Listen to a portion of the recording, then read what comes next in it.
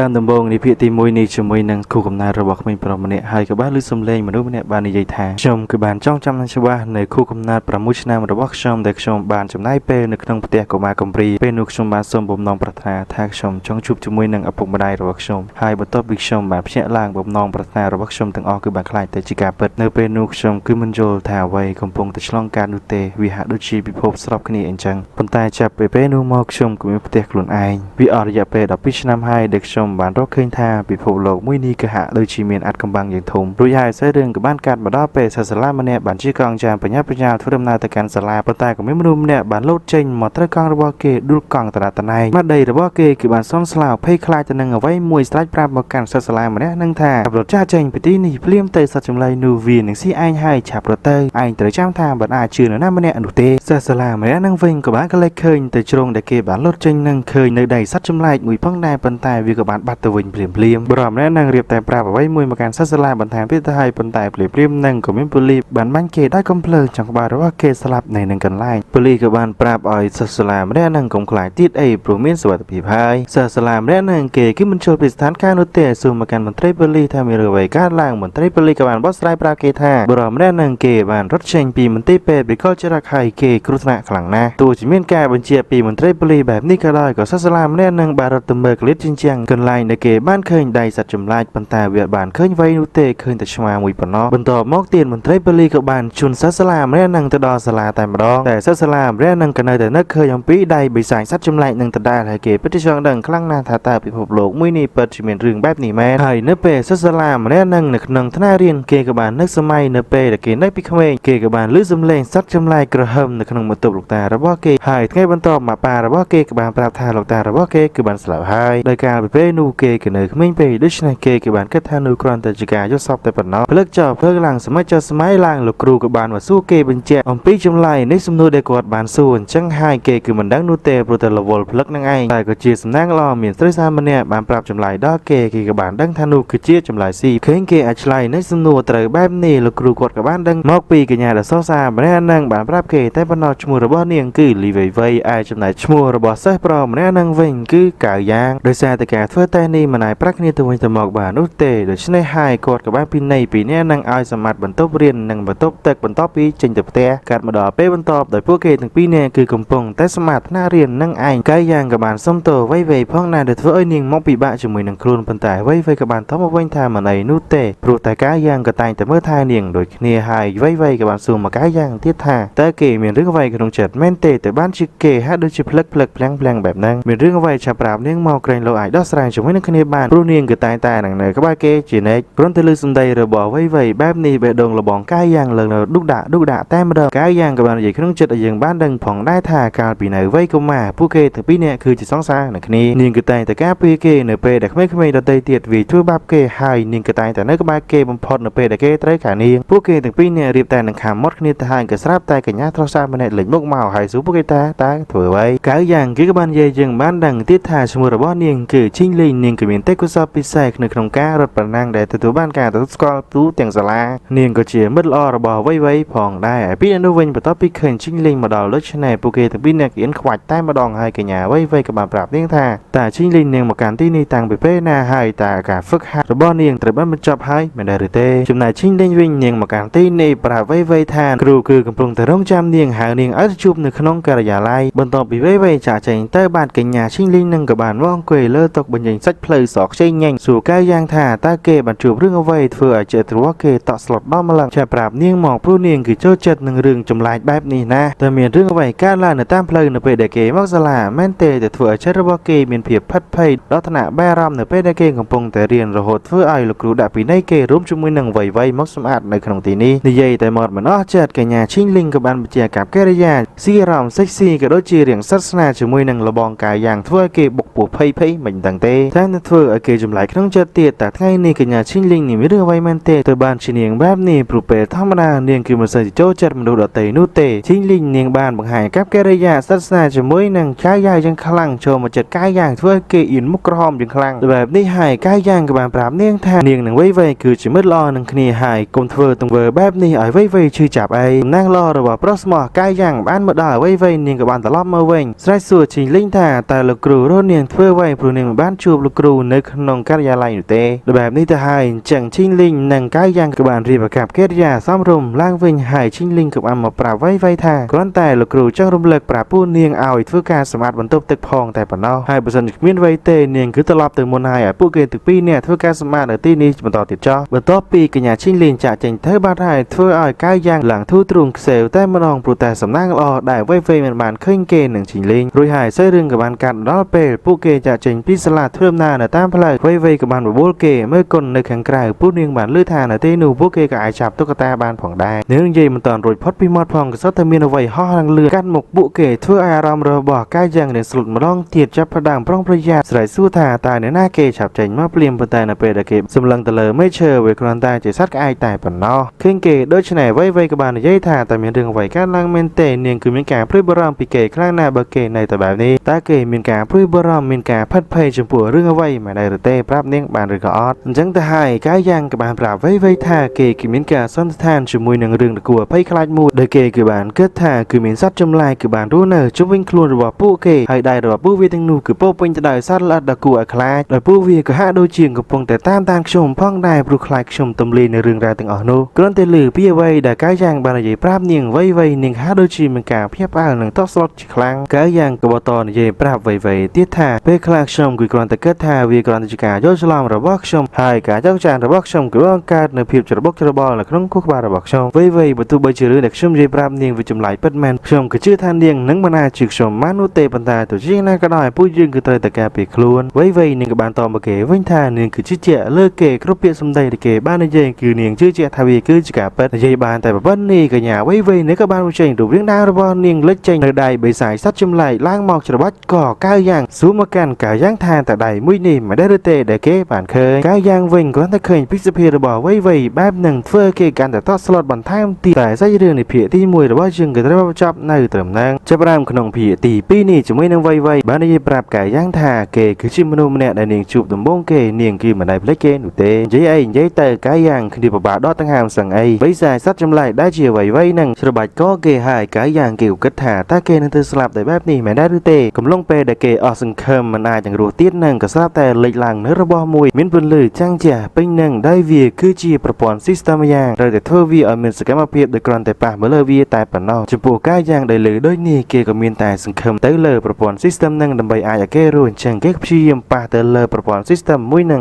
បិសាចវៃក៏បាននិយាយទាំងរំភើបញាប់ញ័រមកកាយយ៉ាងថាជាមួយនឹងចង្វាក់បេះដូងលោតញាប់ពីភ័យខ្លាចរបស់កាយយ៉ាងឆ្ងាញ់ខ្លាំងណាស់នៅពេលដែលបានខំមើលលើសាច់របស់កាយយ៉ាងបន្តិចម្ដងសួរកាយយ៉ាងទៀតថាក្រែងគេចង់ឲ្យនាងសប្បាយចិត្តមែនទេអញ្ចឹងគេគ្រាន់តែឲ្យនាងស៊ីសាច់គេតាមស្រួលទៅអញ្ចឹងទៅហើយកាយយ៉ាងក៏ចាប់បដ ឲ្យត្មងទៅប្រាប់នាងថាបើសិនជាស្លាប់គឺមិនអាចកើតថ្មីបាននោះទេប្រាប់នាងទៀតថាឲ្យនាងកុំច្បាច់កគេខ្លាំងពេកដូច្នេះនាងក៏រៀងបន្ធូរដៃបន្តិចជាឱកាសធ្វើឲ្យកាយយ៉ាងលូកដៃទៅប៉ះប្រព័ន្ធ system បើកដំណើរការឲ្យវាមានសកម្មភាពប្រព័ន្ធ system វាក៏បានបន្ទុកនៅទិន្នន័យព័ត៌មានតាក់ទងជាមួយនឹងកាយយ៉ាងហើយកាយយ៉ាងក៏បានស្រែកសួរ system ថាហេតុអ្វីបានជាវានៅតែអញ្ចឹងទៀតប្រព័ន្ធ system បានតបមកវិញថាទេពកោសលរបស់កាយយ៉ាងគឺមានសំណាងតែលក្ខណៈអសកម្មប៉ុណ្ណោះហើយក៏មិនអាចប្រើប្រាស់ដោយផ្ទាល់បាននោះទេគ្រាន់តែលើការបញ្ជាក់របស់ប្រព័ន្ធ system នឹងភ្លាមធ្វើឲ្យកាយយ៉ាងអស់សង្ឃឹមម្ដងទៀតដោយសារតែវាមិនអាចជួយសង្គ្រោះគេបាននោះទេនិយាយទាំងអស់សង្ឃឹមបន្ថែមទៀតថាតែពិភពលោកនេះមានរឿងអ្វីកើតឡើងពិតប្រាកដហេតុអ្វីបានជាវៃទៅជាបាននេះខ្ញុំគឺពិតជាមិនយល់នោះទេទន្ទឹមនឹងគ្នានឹងផងដែរសំណាក់របស់គេក៏បានមកដល់ទៀតហើយដោយមានដាវមួយដើមបានចាត់ទម្លុះពីខាងក្រោយខ្នងរបស់ខ្លួនប្រានបិសាចវៃជួយសង្គ្រោះកាយយ៉ាងបានសម្រេចហើយចំណែកឯម្ចាស់ដាវដែលបានចាត់ទម្លុះខ្លួនប្រានរបស់បិសាចវ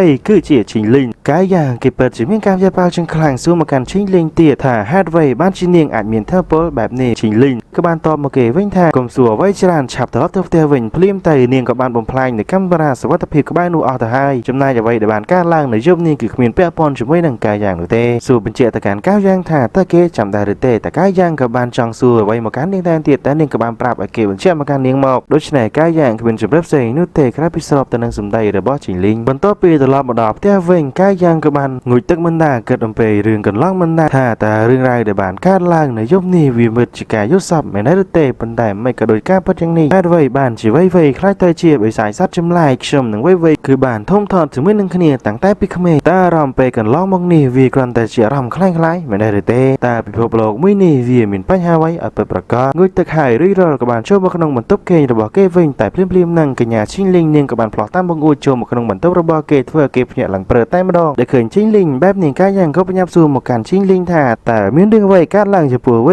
หรือมุ้ยก่อไม่รึกซุ่มบีบานหรือตะบาชิงลิงไว้เนียงบานใช้ต่อตะนังซุ่มนูระบอข่าวย่างนูเตะฉานก็ย่างไอดูแต่เลิกเกรดอนในสำลีอมเปะขังกระเจงบังไฮหน้ากาบกระยาเสียรอมกันก้าย่างทั่วเกไม่รอมเมื่อเติบพายจังโอกลาซีโปรมชาราระบอก้าอย่างไฮดิซาแต่เนียงเฟื่องจังไฮเฟื่ออ้อยก้าย่างหลังเอียนพัดไพ่พองบกปุกดุกดักยี่เยี่ยมปราบเนียงกับอ้อยเนียงเฟื่อแบบนี้ไอแต่เนียงมันขวาพิสมได้ระบอก้าย่างเตะดอกกระขนมบนแทมเตียดไฮกับบานพระได้ครูนโจมมาเจ็ดก้าย่างปราบก้าย่างท่ากลายบรอกรุบเนียจุดเจ็ดแบบนี้มาได้เตะไฮเบเกสออกมกเนียงกี่กรอนแต่สมัยแต่เลยมกหนึ่งหน้ากับบ้านได้เนียงคือมันประกันเตะร่วมเตะกระไหลชดหนึ่งหลังซีรอมเจียดดอลก่อไฮโดยซาแต่ชิงลิงอย่างเฟื่อแบบนี้มาเลิกเกะเฟื่ออ้อยก้าย่างหลังประตูพนุ่มเพลิงเป็นกระบาลได้มาดอกรูดเฟื่อไอ้คลุ้นเกะหนังเสือแต่ตรามันจ้างมาให้จังก้าย่างกับบางปราบเนียงท่าเวียคือเลือนเป้ยให้กลมเฟื่อแบบหนังไอยี่เยี่ยมยั่วได้เก่งกลางเป็นหนังจังชิงลิงกับบานจับได้เกจอบให้ก่อนนี้ท่าเนียงคือไม่รำท่าเวียคือห้าโดเจียเพราะตะการให้ก็ตะลือสมได้ระบาดชิงลิงโดยในกับบานเฟื่อไอ้ก้าย่างหลังจองบ้าจะแก่รู้นี่วิกรตายจะแก่ดอกพิซซ่าระบาดชิงลิงท่าปนอจ้องดังท่าก้าย่างเกคือเจียใบสายสัตว์จำลายหรือก่อเกจีมนุษย์มักเฟื่อกวนเพราะเกไม่รำให้บ้าจีเฟื่อธรรมดาให้โดยเจียเมียเรื่องไว้การล่างหยิบแปะนี่ร้อยให้ชิงลิงหนึ่งกับบานเสียสเรียวเปียระบาดเนียงวิ่งเหมือนต้นออกปนังนู้เตะระบองก้าย่างหนึ่งกับบานด่าใดมาเลิกปูกระซอดแต่ป่าจะไม่นั่งคนคำบัดเฟื่ออ้อยก้าย่างบกปูมาน้องตีดปลัวเป้นั่งบนสนิพิซซ่าดังท่าก้าย่างแมนชิมนุษย์เกชบาจิตรชิงลิงจัดก้าเกเนื้อเลิกเกรเจียมันข้านเป็นแต่แมนจัดก้าไอเตะก้มโยจะล้อมเนี่ยมือชิงลิงกับบานสรุปก้นคำบัดจะมาตกเว้นจมน้าไอ้ก้าย่างกับบานซูมาการชิงลิงท่าตาเด้งหนึ่งสำหรับเกไม่ได้หรือเตะเบียเกื้อใส่แต่เลยก้าย่างนู้เตะบนสนิก้าย่างมันช่วยตอบแต่นังสนุระบาดเนียงบนต้อมองใส่ดึงในเพียตีปีนี่ก็ตรบรรจับในตรำนังจับรามในขนมเพียตีใบนี่จะเหมือนชิงลิงมันเจียก้นกำมันระบาดเนียงอ้อยแต่รอจัดกาอ้นโตระบาดก้าย่างหนึ่งบานบอสไลปราบก้าย่างไอ้บานดังท่าใบสายจะซัดจำลายแต่อ้อนูปูเวียคือขมิ้นสไลเรียงบนต้อปูอยู่เตใบสายซัดจำลายแต่ก้าย่างเตอจูบในมนูมูดบอเวียคือใบสายเชนประเภทซัดจำลายเตียงนี่คือวิปุไก่ในขนมกาได้เรียกลุนในขนมจำนองมนูบอกท่านไม่ดอบแต่ก้าย่างปราบก้าย่างท่าวิคือจะท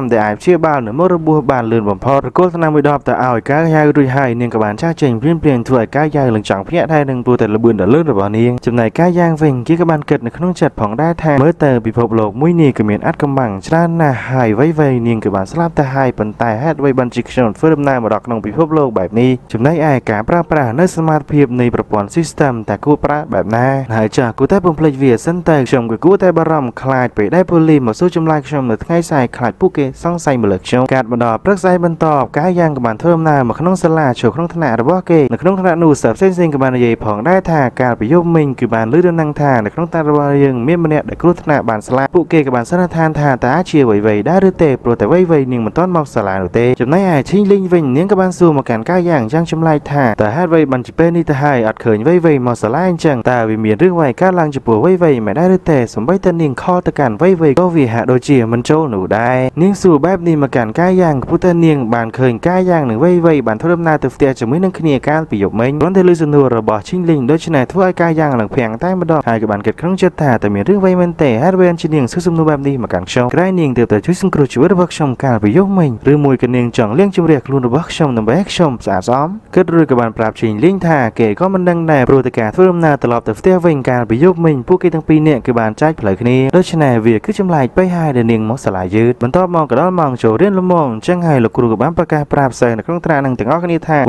วเกิดเรื่องบานสลับแต่หายโดยสารตะเนียงบานจูบเจ้าพลอนหายผู้เกกับบานสลับเนียงมาต่อปีลูกกรุ๊ปบานมาเจอรุ่ยหายก้าย่างหนึ่งชิลิงกับบานเธอพูดเชื่อเมียนกาพยาบาลคลางจังเกใต้มาดองจำนายก้าย่างเวงกี้กับบานเฟอร์เชื่อเมียนวีประเดซาเรย์หนึ่งโคชัดจิคลาบนโตขลุ่นไอ้ท่าวีคือชี้กำหอหรือว่าเกบก้มตะเกอ่อยไวเทิมนาแต่ใต้มาในไอชบาชีมันเวียนเรื่องนี้การหลังเตะโดยเคยก้นสารบ้าคอรุมช่วยจัดพองต่อส้นพองแบบนี้ลูกครูกับบ้านปราบไว้เนี่ยกรุ๊ปเนี่ยการจัดเตะโจรูมลำเล่ตกจุ่มมวยหนึ่งครูซาในสอบให้หนึ่งวิทยาเนี่ยตาสมรูลจำนายไอ้ก้าย่างหนึ่งชิงลิงเวงเพื่อดำนาหมอกระยาลายจุ่มมวยหนึ่งกอดปลูแต่ผลิตเจ้าสู่พระเมียนปีบุกเกี่ยมเปียไว้แต่ตรงจุ่มมวยนั่งไว้เนื้อเปรย์เพื่อดำนาหมอกันกระยาลายก้าย่างกับบานสู่ชิงลิงท่าแต่ผู้เกี่ยกูตันยื้อบ้านนาดำใบริกาปราบผลิตกรอนตะลือบาดนั่งเพลียชิงลิงกับบานสู้บอดการเกยเวงเพลียมท่าในยื้อบ้านนาเมนเตตาเมนในอย่างด้วยมันได้ยื้อร่วมเตยกับไล่นั่งชิงลิงฮัดโดยเจียมนุมันแอบเส้นขณีปีชิงลิงในบ้านชื่อชีวิตก้าย่างอันจังหายเป้นี่เนียงกับเหมือนกาซ่องไซจมปัวก้าย่างดอยเป้หนูก้าย่างกับกูแต่จุนไว้ตลอดแต่เตี้ยเวงโดยใช้ให้เนียงหนึ่งริกา រឿងនេះទៅកាន់មន្ត្រីប៉ូលីសឃើញនាងប្រតិកម្មមកបែបនេះកាយយ៉ាងគេក៏ពិតជាមានភាពងឿងឆ្ងល់យ៉ាងខ្លាំងតែមានអ្វីកើតឡើងចំពោះនាងទៅបានជានាងបែបនេះមកដល់ការិយាល័យក្នុងសាលាជួបជាមួយនឹងមន្ត្រីប៉ូលីសហងចឹងហើយឈីងលីងក៏បានប្រាប់មន្ត្រីប៉ូលីសហងថានាងចង់រីកការអំពីកាយយ៉ាងដូច្នេះហើយប៉ូលីសហងគាត់ក៏បានដឹងថាគឺត្រូវតែសាកសួរចម្លើយអ្នកទាំងពីរដាច់ដោយឡែកពីគ្នាដូច្នេះគាត់ក៏បាននាំកាយយ៉ាងទៅសួរមុនកាយយ៉ាងគឺកាន់តែវល់ទៀតហើយកាន់តែមិនយល់អំពីស្ថានភាពហេតុអ្វីបានជាឈីងលីងនឹងប្រើតចរិតបែបនេះកាត់មកដល់ពេលដែលត្រូវសួរចម្លើយកាយយ៉ាងមន្ត្រីប៉ូលីសហងគាត់ក៏បានប្រាប់កាយយ៉ាងកុំឲ្យភ័យអីគាត់ក៏សួរទៅកាយយ៉ាងទៀតថាហេតុអ្វីបានជាទឹកមុខរបស់កាយយ៉ាងដូចជាមនុស្សឈឺបែបនេះឬសំណួររបស់មន្ត្រីហងដូច្នេះកាយយ៉ាងក៏បានគិតថាអាចថាជាការសាកល្បងរបស់មន្ត្រីប៉ូលីសព្រោះបញ្ហារបស់ពួកគេគឺហាក់ដូចជាចៃដន្យអញ្ចឹងហើយគេគឺត្រូវតែដោះស្រាយឲ្យបានគិតរួចកាយយ៉ាងក៏បានឆ្លើយទៅនឹងសំណួររបស់ប៉ូលីសហងថានេះក៏ដោយសារតែមូសនិងដង្កូវខាំគេប៉ុណ្ណោះទៅធ្វើឲ្យទឹកមុខរបស់គេហាក់ដូចជាឈឺអញ្ចឹងប៉ូលីសហងគាត់ក៏យល់ស្របទៅនឹងចម្លើយរបស់កាយយ៉ាងហើយក៏សួរកាយយ៉ាងទៀតថាគាត់គឺបានឮថាកាយយ៉ាងនឹងវ័យធ្លាប់ពីសង្សារនឹងគ្នាកាលវ័យកុមារហើយនាងក៏តែងតែការពារគេធ្វើល្អដាក់គេរហូតតែកញ្ញាវ័យនាងមានចិត្តមកលើគេដែរឬក៏អត់ក៏សួរបែបនេះគឺគ្រាន់តែចង់ឲ្យដឹងច្បាស់ប៉ុណ្ណោះឬសំណួររបស់មន្ត្រីប៉ូលីសហងបែបនេះកាយយ៉ាងគេក៏រៀងឆ្លើយមិនចង់ចេញដែរតែក៏នៅតែអាចឆ្លើយបានថាប្រហែលហើយគេក៏បានគិតក្នុងចិត្តទៀតថាគេគឺមិនអាចប្រាប់មន្ត្រីប៉ូលីសហងបានទេថាកញ្ញាលីវ័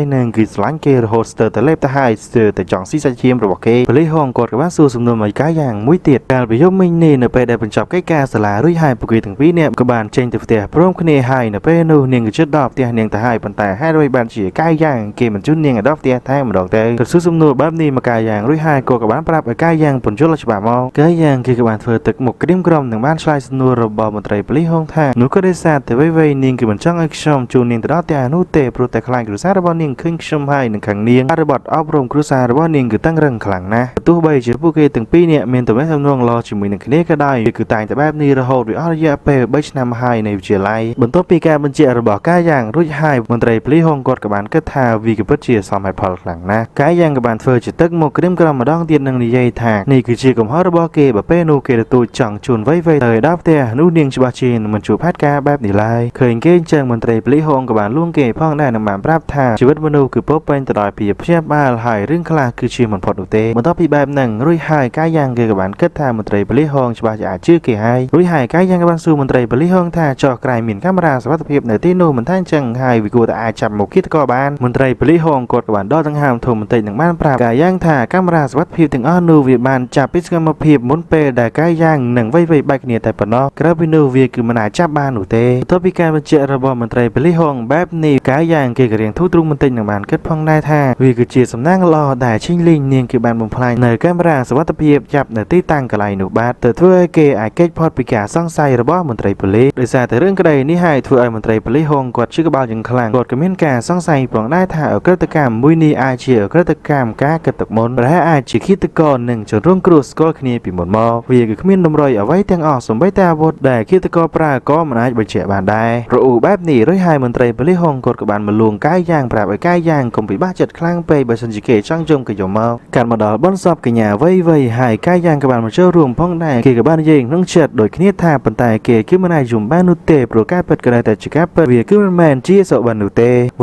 ័យតើនាងជាមនុស្សដែលមានពិតប្រាកដដែរឬទេតើនាងគឺជាមនុស្សស្ងប់ស្ងាត់អៀនខ្មាឬមួយក៏ជាសត្វចម្លែកតើអ្នកណាអាចផ្ដល់ចម្លើយមួយនេះមកឲ្យខ្ញុំទៅជាមួយនឹងគ្នាផងដែរនឹងឈីងលីងនាងក៏បានអូសដែរគេចេញទៅខាងក្រៅបន្ទាប់ពីបានជួបឈីងលីងសាជាថ្មីហើយកាយយ៉ាងក៏បានសួរឈីងលីងថាតើមានរឿងអ្វីកើតឡើងមែនទេហើយបានជានាងសង្ស័យមកលើខ្លួនលឿនចឹងឈីងលីងនាងបែរជានិយាយថាលោកចង់និយាយអំពីនាងមិនដែរទេក៏តែលើពាក្យថានាងបែបនេះធ្វើឲ្យកាយយ៉ាងពិតជាមានភាពងឿឆ្ងល់មកតង់ទៀតហើយមិនឲ្យកាយយ៉ាងងឿឆ្ងល់ច្រើនទៀតចឹងឈីងលីងក៏បានបកស្រាយប្រាប់គេថានោះគឺជាអត្តចរិតមួយផ្សេងទៀតរបស់នាងតទៅពីស្រ័យនៅចម្ងល់របស់គេហើយកាយយ៉ាងគេក៏រៀងមានការភ្ញាក់ផ្អើលផងដែរដែលមិននឹកស្មានថានាងបែរជាមានអត្តចរិតពីរផ្សេងគ្នាអញ្ចឹងទេតាទៅបានជាព្រឹកមិញនាងហាក់ដូចជាចម្លែកឈីងលីងក៏បានបកស្រាយបន្ថែមទៀតឲ្យកាយយ៉ាងកាន់តែយល់ច្បាស់ថាដោយសារតែពេលនោះនាងគឺចង់រស់នៅក្នុងពិភពលោកមួយនេះដូច្នេះនាងថែមទាំងបានបោកប្រាស់ខ្លួនឯងថែមទៀតទៅយូរទៅគឺបានលេចចេញនៅអត្តចរិតពីរផ្សេងគ្នាបែបនេះអាចនិយាយបានថាឈីងលីងនាងគឺជាប្អូនស្រីរបស់នាង បន្ទាប់ពីការបញ្ជាក់បន្ថែមរបស់ឈីលីងបែបនេះក៏បានធ្វើឲ្យកាយយ៉ាងកាន់តែភាំងមកតង់ទៀតហើយតែក៏បានបកសួរមកកាន់ឈីលីងថាអញ្ចឹងតើគេអាចទុកចិត្តនាងដោយរបៀបណាឈីលីងក៏បានតបមកគេវិញព្រាមៗថាតើគេអាចទុកចិត្តនៅណាបានទៀតតើគេបានដឹងដែរឬទេថាមានបិសាចសត្វចម្លែកនៅក្នុងទីក្រុងនេះប្រមាណក្បាលភាគរយខ្ពស់ដែលមានមួយក្បាលនៅក្នុងចំណោមមនុស្ស 10000 នាក់ឬសម្ដីរបស់ឈីលីងចឹងកាយយ៉ាងក៏បាននិយាយថាបើមួយក្បាលនៅក្នុងចំណោមមនុស្ស 10000 នាក់ប៉ុន្តែហេតុអ្វីបានជាអ្វី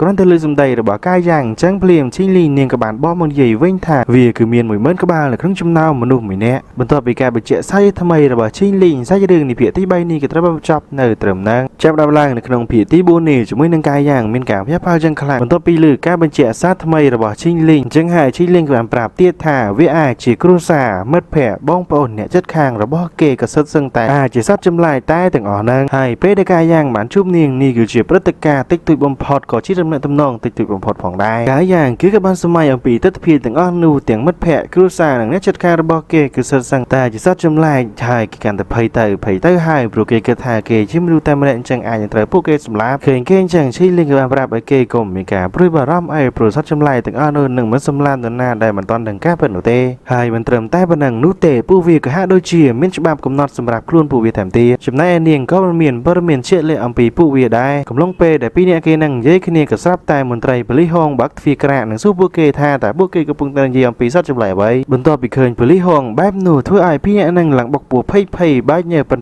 ក្របពោតតែម្ដងកាយយ៉ាងគេក៏បានគិតផងដែរថាបើសិនជាមន្ត្រីប៉ូលីសហងលួចស្ដាប់ពួកគេដឹងរឿងទាំងអស់នោះហើយបើសិនជាមន្ត្រីប៉ូលីសហងគេនឹងបង្ហាញតែសញ្ញាណដែលជាសត្វចម្លែកនោះពួកគេទាំងពីរនាក់នឹងគ្មានឱកាសឈ្នះនោះទេដោយសារតែភាគច្រើនទៅហើយគឺសុទ្ធសឹងតែជាសត្វចម្លែកអ្វីដែលសង្ឃឹមបំផុតនោះគឺអាចថាគាត់នឹងមិនមែនជាសត្វចម្លែកហើយក៏មិនអាចបង្ហាញតែសញ្ញាណរបស់គាត់ឃើញពួកគេនៅស្ងៀមចឹងគាត់ក៏សួរបញ្ជាក់ទៅពួកគេថាតើពួកគេនិយាយអំពីអ្វីទៅដែរជាសត្វចម្លែកឈីលីងក៏បានសួរបទទៅកាន់គាត់វិញថាតើហេតុអ្វីបានជាគាត់មកទីនេះប៉ូលីសហងគាត់ក៏បានប្រាប់ថាគាត់មកទីនេះគឺដើម្បីតែស៊ើបអង្កេតអំពីករណីរបស់អ្វីគាត់មកស៊ើបអង្កេតអំពីមនុស្សជួយខ្លួនរបស់នាងក្រែងលោអាចរកឃើញអំពីដំរីផ្សេងទៀតប៉ុន្តែគាត់ដើរមើលមួយជុំទៅហើយហាក់ដូចជាគ្មានបានដំរីអ្វីសោះប៉ូលីសហងគាត់ក៏សួរបញ្ជាក់មកកាន់ពីហ្នឹងទៀតថាតើពួកគេនិយាយអំពីសត្វចម្លែកអ្វីហើយច្បាប់អ្វីទៅនេះគឺគួរឲ្យចាប់អារម្មណ៍ខ្លាំងណាស់គាត់ក៏ចង់ដឹងដែរហើយកាយយ៉ាងក៏បានក៏លេចឃើញឈីងលីងនឹងហាក់ដូចជាត្រៀមនឹងប្រើប្រាស់នៅប្រព័ន្ធ system របស់នាងបញ្ជាអាវុធត្រៀមចាត់ការលើប៉ូលីសហងទៅហើយគេក៏បានគិតថាបើសិនជាបណ្ដោយបែបនេះច្បាស់ណាស់ពួកគេទាំងពីរនាក់ច្បាស់ជាមិនអាចរត់គេចចេញបានឡើយដូច្នេះគេក៏បាននិយាយដល់សារប្រាប់ប៉ូលីសហងថាពួកគេទាំងពីរនាក់គឺនិយាយអំពីប្រភេទ game នាសម័យបិសាចតែប៉ុណ្ណោះតែថាជាប្រភេទ game survival នឹងឯងព្រោះតែវ័យនាងក៏ចូលចិត្តលេង game មួយនេះផងដែរកាលពីនាងនៅក្មេងនាងក៏បាននាំខ្ញុំទៅលេងផងដែរឈីងលីងក៏បានបន្ថែមទៀតថាមិនខុសនោះទេពួកគេទាំងពីរនាក់គឺកំពុងតែនិយាយអំពីអ្វីដែលជាចំណង់ចំណូលចិត្តរបស់អ្វ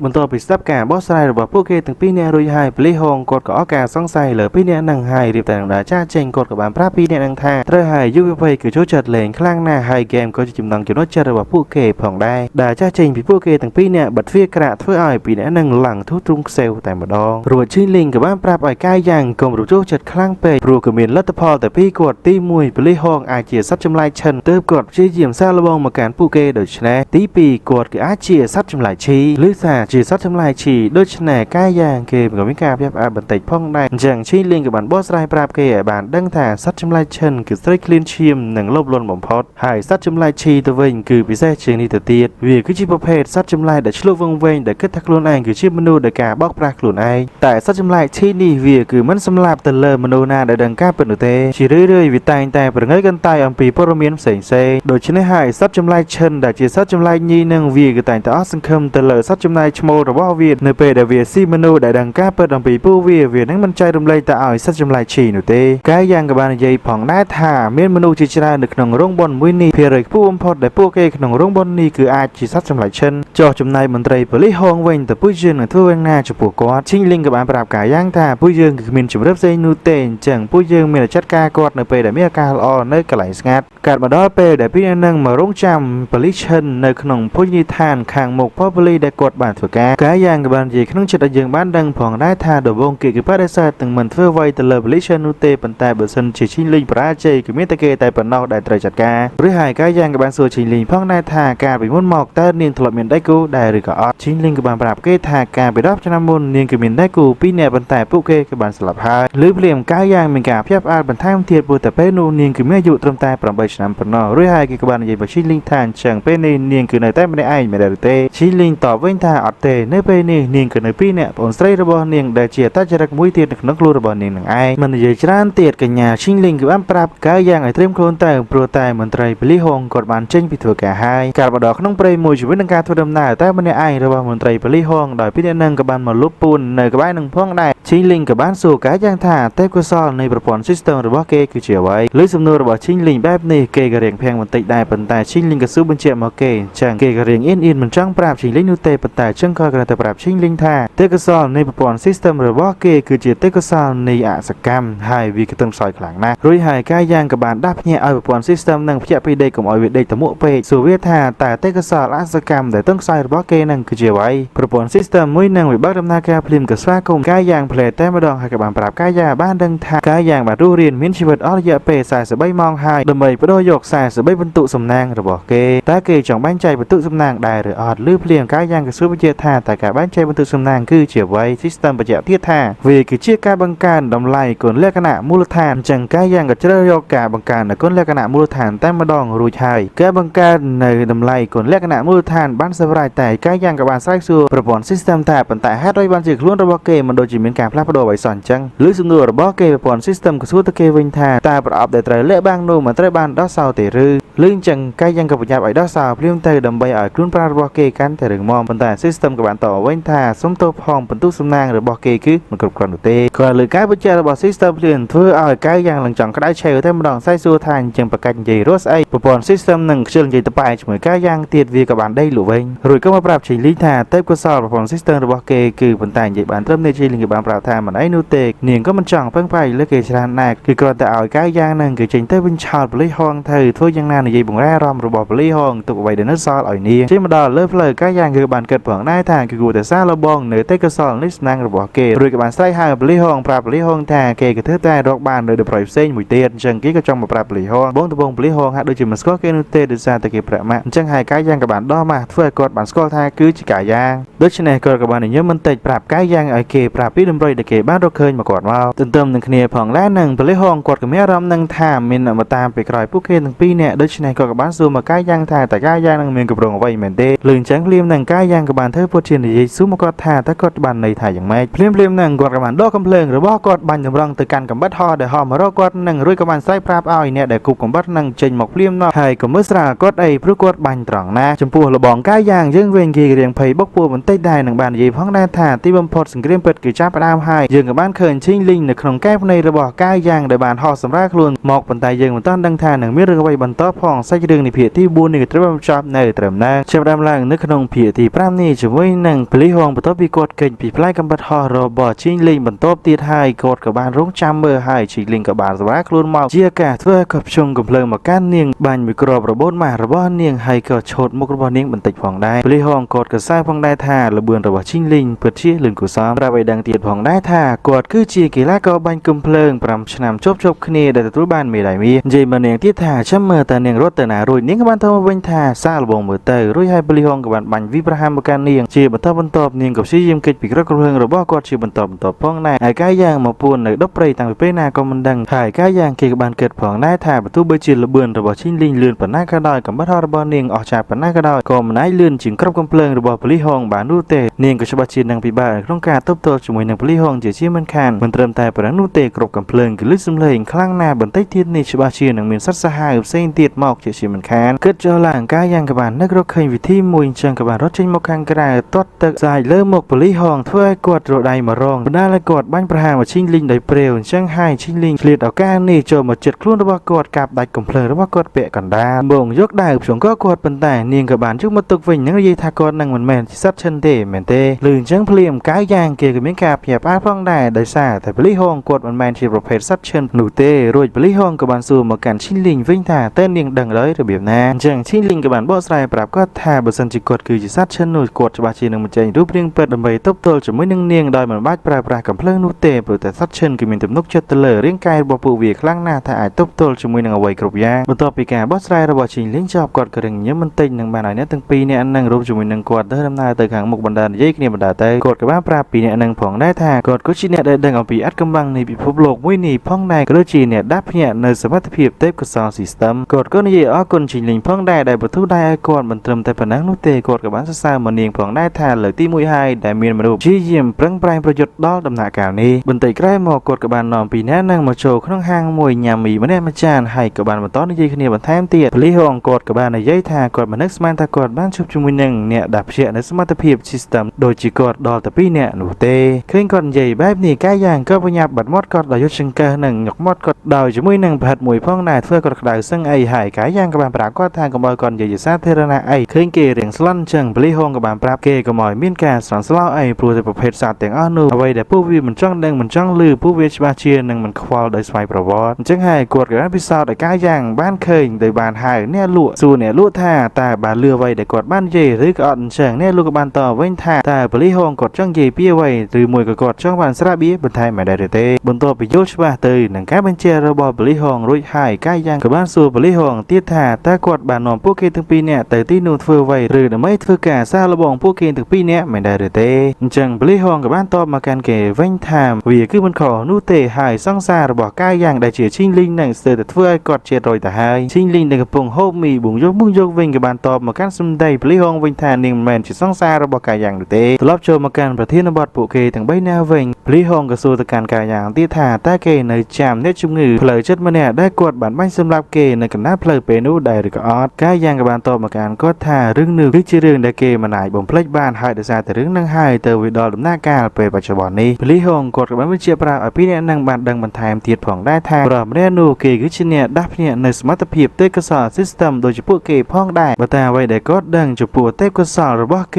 េគឺជាការយល់ដឹងអំពីអ្នកដែលដាស់ភ្នាក់នៅទេពកោសល្យ system ជុំវិញខ្លួនរបស់ពួកគេប៉ុន្តែគេបែរជាលេត្រដាងហើយទទួលស្គាល់កាយយ៉ាងគឺជាអ្នកដាស់ភ្នាក់នៅសមត្ថភាពទេពកោសល្យ system ដូចគេដែរហើយពេលនោះហើយគាត់ក៏ខ្លាចថាកាយយ៉ាងនឹងត្រូវមានគ្រោះថ្នាក់ដោយសារតែគេអញ្ចឹងគាត់បង្ខំចិត្តបាញ់សម្លាប់គេក៏ដើម្បីបញ្ជូនគេឲ្យទៅកាន់សុគតិភពផងដែរលឺអញ្ចឹងព្រាមកាយយ៉ាងក៏បញ្ញាប់អរគុណមកកាន់គាត់ប៉ុន្តែគាត់ក៏បានតបមកវិញថាមិនអីនោះទេព្រោះពួកគេទាំងអស់គ្នាគឺជាទូកតែមួយហើយនោះគឺជាអ្វីដែលគាត់នឹងគួរតែធ្វើឈីងលីងរបស់យើងវិញមួយចានញ៉ាំអត់ឆ្អែតនោះទេប្រាប់មកកាន់កាយយ៉ាងថាបើគេអត់ញ៉ាំទុកឲ្យនាងអញ្ចឹងហើយកាយយ៉ាងក៏បានប្រាប់មកនាងវិញថាអ្វីដែលពួកគេនិយាយគ្នាគឺពិតជាសំខាន់ខ្លាំងណាស់កុំចេះតែញ៉ាំបែបនេះតែឈីងលីងនាងក៏អត់ខ្វល់នោះទេប្រាប់ពលីហងថាបើគាត់ញ៉ាំទុកឲ្យនាងជាអ្នកញ៉ាំហើយក៏បានប្រាប់ឲ្យពលីហងជួយបញ្យល់បន្ថែមអំពីទេពកោសល្យ system ពលីហងគាត់ក៏បានប្រាប់ថាគ្មានបញ្ហានោះទេនៅពេលដែលមនុស្សម្នាក់បានដាស់ភ្ញាក់នៅសមត្ថភាពនោះពួកគេនឹងមានទេពកោសល្យ system ភ្លាមដោយទេពកោសល្យទាំងអស់នោះគឺអាចស្វែងយល់ដឹងនាពេលអនាគតប៉ុន្តែវិធីសាស្ត្រនិងច្បាប់នៃការយល់ដឹងវាក៏គួរសមផងដែរឧទាហរណ៍ដូចជាឈីងលីងជាដើមនាងគឺមានកំបិតនេះគឺលេខរៀងទី32និងមានទេពកោសល្យ system លេខរៀងទី20ឬដូច្នេះកាយយ៉ាងក៏សួរទៅកាន់ពលីហងទៀតថាតើហើយបានជាគាត់ដឹងគាត់ក៏បានបញ្ជាក់ប្រាប់គេថានៅពេលដែលការប្រយុទ្ធគ្នាជាមួយនឹងឈីងលីងនេះគាត់គឺបានសង្កេតឃើញនាងគឺអាចគ្រប់គ្រងកំបិតឲ្យហោះបាននោះក៏គាត់គិតថាវាគឺជាទេពកោសល្យរបស់នាងរួចហើយឈីងលីងនាងក៏បានសួរពលីហងម្ដងថាតើសមត្ថភាពទេពកោសល្យ system គឺមានប៉ុន្មានពលីហងគាត់ក៏បានបញ្ជាក់ប្រាប់ឲ្យពីអ្នកនឹងរឿងបានដឹងថាមកទល់បច្ចុប្បន្ននេះសមត្ថភាពទេពកោសល្យនៃ system គឺមាន199បើតាមទ្រឹស្ដីទេពកោសល្យ system មានលេខរៀងកាន់តែខ្ពស់នោះគឺកាន់តែខ្លាំងដែរអញ្ចឹងឈីងលីងនាងគឺមានទេពកោសល្យ system ល្អឥតខ្ចោះលើការបញ្ជាក់អំពីទេពកោសល្យ system របស់ឈីងលីងរួចហើយធ្វើការយ៉ាងមានការភ្ញាក់ផ្អើលបន្តិចតែគេក៏រៀងទឹកមុខស្រពោនវិញឃើញដូច្នេះពលីហងគាត់ក៏សួរទៅគេថាមានបញ្ហាអ្វីមែនទេប៉ុន្តែកាយយ៉ាងក៏បានតបមកវិញថាអត់មានបញ្ហានោះទេគ្រាន់តែថាទេពកោសល្យនៃសំណាងរបស់គេគឺប្រហែលជាអាចនៅលេខរៀងទី199ហើយប៉ុន្តែវានៅតែមិនអាចប្រើប្រាស់សម្រាប់ធ្វើការតទល់ប្រយុទ្ធគ្នាជាមួយនឹងពួកសត្វចម្លែកទាំងអស់នោះដោយបែបនេះហើយក៏បានធ្វើឲ្យខ្លួនគេនឹងអស់សង្ឃឹមជាខ្លាំងនឹងរអ៊ូថាគេក៏ដូចជាមនុស្សស្លាប់អញ្ចឹងបន្ទាប់មកជីលីងនាងក៏បានសួរពលីហងអំពីលំដាប់នៃលេខរៀងទេពកោសល្យបន្ទាប់ពីនាងពលីហងគាត់ក៏បានតបមកវិញថាគាត់គឺអាចប្រាប់អំពីព័ត៌មានលំដាប់លេខរៀងទេពកោសល្យ system ចាប់ពី50ឡើងប៉ុន្តែពួកគេគឺត្រូវតែជួយគាត់ដើម្បីសម្លាប់ទៅលើមនុស្សម្នាក់ដែលគាត់សង្ស័យថាគឺជាសត្វចម្លែកគាត់និយាយបានត្រឹមនេះសាច់រឿងនៃភាគទី5ក៏ត្រូវបានបញ្ចប់នៅត្រឹមហ្នឹងចាប់ផ្ដើមឡើងនៅក្នុងភាគទី6នេះដែលពួកគេទាំង3នាក់ក៏បានធ្វើដំណើរត្រឡប់ទៅវិញទៅហើយកាយយ៉ាងក៏បាននិយាយទៅកាន់ពលីហងថាប៉ុន្តែការសម្លាប់មនុស្សគឺជាអំពើខុសច្បាប់តែពលីហងក៏បានតបវិញថានិយាយឲ្យចំទៅមនុស្សម្នាក់នោះនៅក្នុងភ្នែករបស់គាត់គឺជាសត្វចម្លែកឬភ្លាមអ្នកទាំងពីរក៏រៀងមានការភ្ញាក់ផ្អើលបន្តិចផងដែរអញ្ចឹងហើយជីលីងក៏សួរពលីហងថាតែពួកនាងទាំងពីរគួរតែធ្វើអ្វីជាមួយនឹងសត្វចម្លែកនោះពលីហងក៏បានប្រាប់ឲ្យអ្នកទាំងពីរនឹងធ្វើតាមការណែនាំ របស់គាត់ក៏បានប្រាប់អ្នកទាំងពីរបន្ថែមទៀតផងដែរថាបើសិនជាបេសកកម្មនេះវាច្បាស់ជាអាចនឹងមានគ្រោះថ្នាក់នោះត្រូវតែបញ្ចប់វាភ្លាមដោយគាត់ក៏បានបន្ថែមទៀតផងដែរថាដោយសារតែពួកគាត់ទាំង3នាក់នឹងគឺជាក្មេងកំព្រានៅក្នុងពិភពលោកមួយនេះហើយពិភពលោកមួយនេះក៏បានបោះបង់ពួកគេចោលហើយដើម្បីតែរស់នៅក្នុងពិភពលោកមួយនេះដែលរុំព័ទ្ធទៅដោយសត្វចម្លែកជាច្រើនពួកគេក៏ត្រូវតែមានសមត្ថភាពយ៉ាងខ្លាំងក្លាហើយនឹងទទួលបានព័ត៌មានជាច្រើនដាច់ខាតគឺមិនត្រូវលាក់បាំងទៅនឹងរឿងអ្វីមួយរវាងគ្នានៅគ្នានោះឡើយឃើញពួកគេធ្វើបែបនេះគាត់ក៏បានសួរទៅកាន់ពួកគេតើពួកគេសន្យាជាមួយនឹងគាត់តាក់ទងជាមួយនឹងរឿងហ្នឹងឬក៏អត់អញ្ចឹងជីងលីងក៏បានឆ្លើយថានាងគឺសន្យាយ៉ាងវិញគេក៏បានគិតផងដែរថាប៉ូលីសហងគាត់ក៏បានជួយសង្គ្រោះគេកាលពីមុនដូច្នេះគាត់ក៏អាចទុកចិត្តបានហើយដើម្បីរស់នៅក្នុងពិភពលោកដ៏ខុសខើមួយនេះដាច់ខាតគេគឺត្រូវតែចាប់យកនៅតម្រុយបន្ថែមអំពីព័ត៌មានផ្សេងៗឲ្យសកម្មតិចគិតរួចកាយយ៉ាងក៏បានតបមកកាន់ប៉ូលីសហងថាគេក៏សន្យាផងដែររួចប៉ូលីសហងក៏បានប្រកល់នៅกระดาษតូច3សន្លឹកដែលមានលេខ1ដល់លេខ3តាមប្រាប់ពួកគេថាបន្ទាប់ពីការពិភាក្សានៅល្ងាចថ្ងៃស្អែកគឺត្រូវតែបើកវាតាមលំដាប់លំដោយតាមប្រាប់ពួកគេទៅពីអ្នករួចហើយគាត់ក៏បានចាស់ចេញភ្លាមកាត់មកដល់ពេលបន្ទាប់ដែលកាយយ៉ាងក៏បានធ្វើដំណើរមកតែម្នាក់ឯងរូបណ្ដាថាឈីងលីងនាងក៏បានប្រាប់គេថានឹងម្ដងនេះប៉ុន្តែវាអត់ឃើញសោះដូច្នេះហើយឈីងលីងក៏បានទាញដៃគេទៅមកខាងប្រកល់នៅសម្លៀកបំពាក់មួយប្រាប់គេឲ្យឆាប់ផ្លាស់នៅឯស្ថានសាលាចេញទៅចំណែកឯកញ្ញាឈីងលីងយើងវិញលេងតួផ្លាស់នៅសម្លៀកបំពាក់នៅមុខកាយយ៉ាងតែម្ដងធ្វើឲ្យគេឡើងអៀនខ្វាច់មុខក្រហមប្រាប់នាងថាធ្វើអញ្ចឹងនៅកន្លែងនឹងដូចចំសំទេអីប៉ុន្តែនាងក៏បានតបវិញថាកុំចេះតែនិយាយតែផ្ដាស់អីឆាប់ឡើងផ្លាស់ប្ដូរសម្លៀកបំពាក់ឲ្យលឿនទៅបន្ទាប់ពីរួចរាល់ពួកគេទាំងពីរនាក់ក៏បានមកកាន់ទីតាំងដែលបានបញ្ជាក់នៅក្នុងក្រដាសទី1ដែលប៉ូលីសហងបកលឲ្យពួកគេឈីងលីងនាងក៏អ៊ូផងដែរថាបើតាមការបញ្ជាវាច្បាស់ជានៅខាងក្រោមស្ពាននេះហើយប៉ុន្តែវាដូចជាពិបាករកបន្តិចហើយរូចរអ៊ូឡើងនាងក៏បានសង្កេតឃើញថាបរិយាកាសជុំវិញនឹងភាគចិនគឺជាគូស្នេហ៍ដែលពួកគេបានមកណាត់ជួបគ្នាសាសងចឹងហើយនាងក៏បានប្រាប់ឲ្យកាយយ៉ាងធ្វើឲ្យដូចបរិយាកាសជុំវិញខ្លួនតែកុំឲ្យមានការសរសៃកាយយ៉ាងយើងវិញគេក៏ហ៊ានប្រកាសអ្វីដែរព្រោះតែជាការល្អសម្រាប់គេទៅហើយនិយាយលេងទេកាយយ៉ាងគ្នាអ៊ីនចឹងអីហ្នឹងលបងកាយយ៉ាងយើងនឹងគេក៏និយាយតិចផងដែរថាក្លិនរបស់នាងគឺពិតជាក្រអូបខ្លាំងណាស់ហើយរាងកាយដ៏ទន់ភ្លន់គ្រាន់តែរៀងធាត់បន្តែជីលេងវិញបន្ទាប់ពីមើលយ៉ាងល្អិតល្អន់រួចហើយនាងក៏បានដឹងថារបស់ដែលប៉ូលីសហងឲ្យមកយកនឹងវាគឺនៅខាងក្រោមស្ពានឈីងយ៉ាងភាគខាងកើតហើយចៃដនអីទេពកោសល្យ system របស់នាងគឺជាការគ្រប់គ្រងលហស្រាមចឹងនាងក៏ព្យាយាមស្ទាបសងមើលនឹងបានដឹងថាវាគឺនៅទីតាំងមួយនឹងគ្រាន់តែថាវារៀងឆ្ងាយបន្តិចអញ្ចឹងនាងក៏បានប្រាប់ឲ្យកាយយ៉ាងចូលមកជិតនាងអោបនាងដើម្បីឲ្យរួមថាពលគ្នាឲ្យនាងអាចលើករបស់ដែលនៅក្នុងទឹកនោះឡើងមកតែកាយយ៉ាងក៏សួរមកនាងថាអោបនាងបែបម៉េចដូច្នេះនាងក៏បានប្រាប់ឲ្យគេអោបបែបដូចរឿងទីតានិចចឹងទៅបន្ទាប់ពីកាយយ៉ាងអោបនាងរួចហើយក៏ធ្វើឲ្យនាងរៀងពិបាកដល់ដង្ហើមបន្តិចដូច្នេះនាងក៏បានប្រាប់ឲ្យគេបន្ធូរបន្តិចទៅនៅពេលដែលនាងបានប្រើប្រាស់នូវថាពលលើកយកនៅរបស់នោះឡើងមកក៏បានធ្វើឲ្យកាយយ៉ាងក៏មានអារម្មណ៍ដឹងថាវាក៏រៀងធ្ងន់ដែរនៅពេលដែលពួកគេទាំងពីរនាក់បានលើកយកនៅប្រអប់នោះឡើងមកលើគោកហើយក៏បានបើកមើលនឹងបានដឹងថាវាគឺជាកំភ្លើងកាយយ៉ាងក៏បានប្រាប់ឲ្យប្រព័ន្ធ system របស់គេ scan អំពីកំភ្លើង snap មួយនឹងបានប្រាប់ព័ត៌មានឲ្យគេប្រមូលនៅបំណែកនៃកំភ្លើងយកមកទុកបណ្ដានឹងកាយយ៉ាងគេក៏បាននិយាយបណ្ដាថាមើលទៅមន្ត្រីប៉ូលីសហងគាត់ក៏មានផែនការពួកយើងប្រើប្រាស់នៅកំភ្លើង snap មួយនេះដើម្បីធ្វើការចាត់ការសត្វចម្លែកនោះបន្ទាប់ពីរួចរាល់អស់ហើយកញ្ញាឈីងលីងក៏បានបើកមើលនៅក្រដាសទី2បន្ទាប់នឹងបានដឹងថាវាគឺតម្រូវឲ្យអ្នកទាំងពីរនឹងទៅសន្តាគារបើកបន្ទប់គ្រាន់តែឮបែបហ្នឹងភ្លាមក៏បានធ្វើឲ្យប្រុសស្មោះកាយយ៉ាងឡើងភ្ញាក់ព្រើតែម្ដងមកដល់ខាងមុខសន្តាគារហ្នឹងហើយកាយយ៉ាងគេក៏រអ៊ូថាហើយរួចបាត់ជាចាំបាច់ត្រូវតែជាសន្តាគារមួយហ្នឹងនិយាយរួមតាសន្តាគារមួយហ្នឹងគឺជាសន្តាគារបែបដូចជាផ្ទះអ៊ំណាក់ហ្នឹងឯងចូលមកដល់ក្នុងសន្តាគាររួចហើយក៏បានឃើញលោកបងកំម៉ាប់ម្នាក់កំពុងតែញក់នឹងហ្គេមអញ្ចឹងហើយកាយយ៉ាងគេក៏បានប្រាប់អ្នកបើកបន្ទប់ថាគេគឺត្រូវការបន្ទប់មួយជាន់ទី5បន្ទប់បែរទៅមាត់បង្អួចលឺអញ្ចឹងភ្លាមអាប៉ែអ្នកបើកបន្ទប់នឹងក៏រៀងនិយាយបែបសំអន់ទៅឲ្យពីអានឹងថាចៃដន្យណាគឺនៅសល់បន្ទប់មួយនៅខាងចុងគេហើយបន្ទប់មួយនោះគឺមានកញ្ចក់ទឹកប្រចាំក្រែទឹកដោយស្វ័យប្រវត្តិវាគឺអាចផ្ដល់ឲ្យអ្នកទាំងពីរនឹងនៅបទពិសោធន៍ចុងក្រោយនិយាយរួមទៅប្រហែលម៉ាត់ចុងក្រោយនឹងអ្នកទាំងអស់គ្នាកាត់នៃយកសិនទៅព្រោះខ្ញុំអត់ដឹងថាគួរបកស្រាយថាម៉េចដែរលឺសំដីចំអន់របស់អ្នកបើកបន្ទប់បែបនេះក៏បានធ្វើឲ្យជីងលីងនាងរៀងអៀនដែរនឹងក៏បានស្រែកប្រាប់ឲ្យគេត្រូវការតែមួយទេឲ្យប្រញាប់លឿនអញ្ចឹងហើយអ្នកបើកបន្ទប់ក៏មិននៅសាំញ៉ាំទៀតដែរប្រាប់អ្នកទាំងពីរឲ្យប្រកល់ណាតាសៀនបានទន្ទឹមជាមួយនឹងគ្នាផងដែរនឹងក៏បានលឺសំឡេងមនុស្សម្នាក់បានស្រែកមកកាន់កាយយ៉ាងថាកាយយ៉ាងឯងបើជានាំមនុស្សស្រីមកកន្លែងបែបនេះគ្រាន់តែលឺភ្លាមក៏បានធ្វើឲ្យកាយយ៉ាងឡើងភ្ញាក់ព្រើតែម្ដងងាកទៅក្រោយនឹងបានដឹងថាគេគឺជាវងសឺខៃសួរមកកាន់វងសឺខៃថាហើយវិបិនជាគេមកទីនេះអាពេលហ្នឹងមើលទៅដូចជារៀងចង់ឆេះដុំជាមួយនឹងកាយយ៉ាងមិនដឹងនោះទេស្អីដាក់កាយយ៉ាងថាកាយយ៉ាងខ្ញុំក៏សួរអញហើយបានជាមនុស្សប្រុស ដូចជាអាចបើជាលេខមុខនៅសន្តាគារបែបនេះជាមួយនឹងជីងលេងខ្ញុំក៏បាននៅហាងអ៊ីនធឺណិតដើម្បីលេងហ្គេមវាបានចាញ់5ប្រកួតទៅហើយខ្ញុំក៏បានចេញមកខាងក្រៅតែស្រាប់តែឃើញឯងបានលួចនាំមនុស្សស្រីមកកាន់ទីនេះចាប់ផ្លាយលៀមមកតែឯងមកទីនេះដើម្បីអ្វីដោយឃើញកាយយ៉ាងមើលអត់ចេះបោះស្រាយដូចឆ្នេរខ្លាចបែកកាយអញ្ចឹងជីងលេងនាងក៏បានមកអោបដៃកាយយ៉ាងប្រាប់អាប៉ែហ្នឹងថាឲ្យគេគិតខ្លួនឯងទៅមនុស្សប្រុសស្រីតែ2នាក់បើកបន្ទប់នៅក្នុងសន្តាគារតែមួយគេធ្វើអ្វីគ្រាន់តែលើការបោះស្រាយរបស់ជីងលីនភ្លាមក៏បានធ្វើឲ្យវងសឹកខៃនឹងឡើងរន្ធត់តែម្ដងស្រីរអ៊ូថាទេធីតានៃសាលាបែរជាបានមកបើកបន្ទប់ជាមួយនឹងកាយយ៉ាងនេះវាគឺជារឿងដ៏រន្ធត់ពេកហើយចាប់អបក៏កាយយ៉ាងនឹងបាននិយាយជាមួយនឹងកាយយ៉ាងតិចថាកាយយ៉ាងក្រែងសង្សារអ្វីក៏មកលីវៃរបស់ឯងទៅតែបានស្លាប់ប្រហែលថ្ងៃសោះប៉ុន្តែឯងបែរជាមកកាន់សន្តាគារបើកបន្ទប់មួយជាមួយនឹងមនុស្សស្រីផ្សេងតែឯងគឺជាសត្វមែនទេជិលសាំច្រើនទៀតអញ្ចឹងជីលីងក៏បានអូដែរកាយយ៉ាងទៅកាន់បន្ទប់ដែលពួកគេបានបើកប្រាប់ឲ្យកាយយ៉ាងកុំខ្វល់ពីអប៉ែវងសឹកខៃនឹងអីតែកាយយ៉ាងក៏ទៅផ្ដាំមកកាន់វងសឹកខៃថាចាំពេលក្រោយគេនឹងបោះស្រាយប្រាប់វងសឹកខៃនេះទាំងពីរចាក់ចែងទៅបាទធ្វើឲ្យវងសឹកខៃក្រំគ្រាឈឺចិត្តខ្លាំងមែនតើតែគេធំប៉ុណ្ណេះទៅហើយនៅតែ single ដូចជាអ្នកមើលអញ្ចឹងរੂដាក់ខ្លួនឯងថាហេតុអ្វីបានជាគេបើជាមិនមានមិត្តស្រីដូចជាកាយយ៉ាងទាំងតែកាយយ៉ាងមានមិត្តស្រីប្រហែលអ្នកទៅហើយគួរតកមួយទំហឹងសួរមកកាន់កម៉ាប់ដែលជាអ្នកបើកបន្ទប់ថាតើពីអ្នកនោះគេគឺបានបើកបន្ទប់លេខប៉ុន្មានតែកម៉ាប់នឹងក៏បានតវិញថានេះវាគឺជា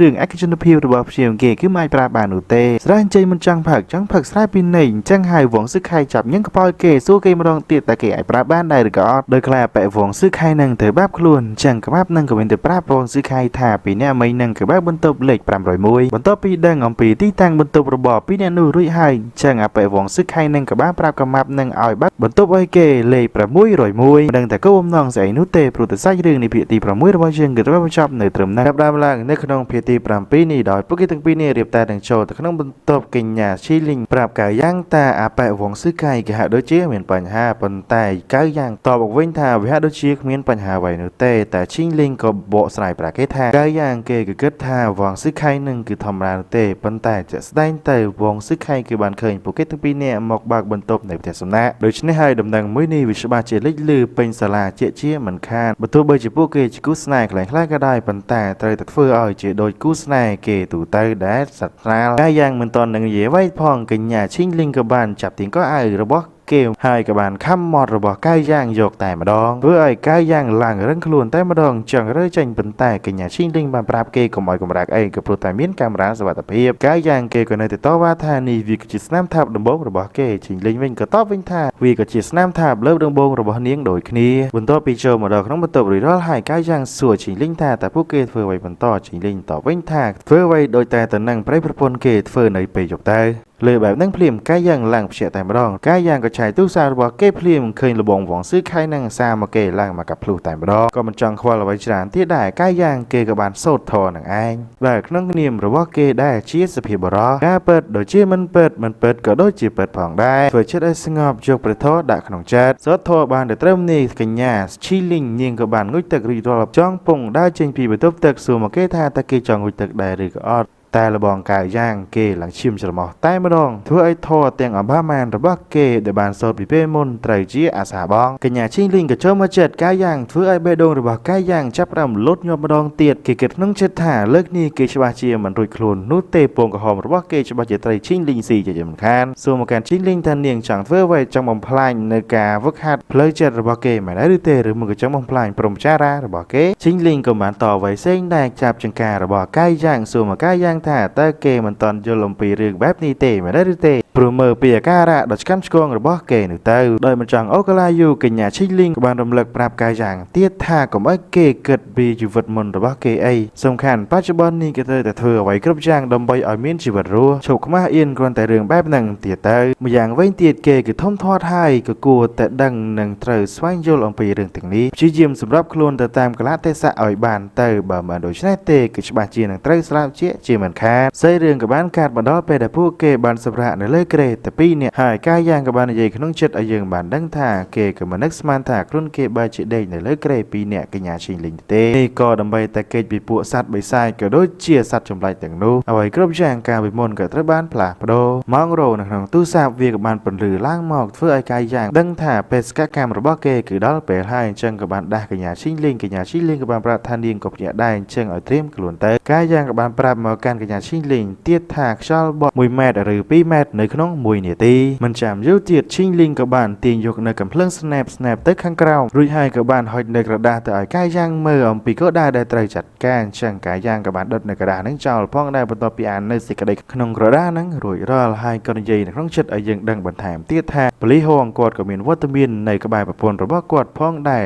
នេះក៏ដើម្បីបញ្ជាក់ថាគាត់មិនបានរួមដៃដើម្បីសម្រាប់ប្រពន្ធរបស់គាត់ដែលគាត់សង្ស័យថាជាពពួកសត្វបិសាចគាត់គឺធ្វើបែបនេះក៏ហាក់ដូចជាខ្ចីកំបិតសម្រាប់មនុស្សអញ្ចឹងកាយយ៉ាងគេក៏បានសួរមកកាន់កញ្ញាឈីងលីងបន្ថែមថាបើសិនជាប៉ូលីសហងដឹងថាប្រពន្ធរបស់គាត់គឺជាសត្វបិសាចហើយហេតុអ្វីបានជាបញ្ឆិតការពីមុនទៅឈីងលីងក៏បញ្យល់ប្រាប់គេថានេះក៏ដោយសារតែគាត់គិតថាប្រពន្ធរបស់គាត់ដែលជាបិសាចសត្វចម្លែកអីហ្នឹងគឺបានសង្ស័យអំពីសមាជិករបស់គាត់ដែលបានរាប់ជាក់នៅទីកសលទើបគាត់សម្រេចចិត្តកំចាត់ប្រពន្ធរបស់គាត់នៅពេលនេះលើការបោះស្រាយរបស់ឈីងលីងបែបនេះកាយយ៉ាងក៏កើតដូចគ្នាទៀតថាដើម្បីតែរស់នៅនិងគេចផុតពីពពួកសត្វបិសាចទាំងអស់ហ្នឹងទោះបីជាត្រូវសម្លាប់អ្នកចិត្តដិតដែលត្រូវជាសត្វចម្លែកក៏ដោយឈីងលីងប្រាប់កាយយ៉ាងទៀតថាពិភពលោកមួយនេះគឺមិនបានអនុញ្ញាតឲ្យពួកយើងមានមនោសញ្ចេតនាជាមួយនឹងពពួកសត្វចម្លែកទាំងអស់ហ្នឹងនោះទេមិនចង់បងឯងបងអង្គពេលយូរទៀតកញ្ញាឈីងលីងក៏បានរាប់ពី3ដល់1រួចហើយក៏បានកេះកាច់កំភ្លើងបាញ់ចម្រងទៅកាន់គោដៅប៉ុន្តែភ្លាមណាអាតណាវងស៊ឺខៃក៏បានសម្រុតខ្លួនដោយខ្សែពីខាងលើ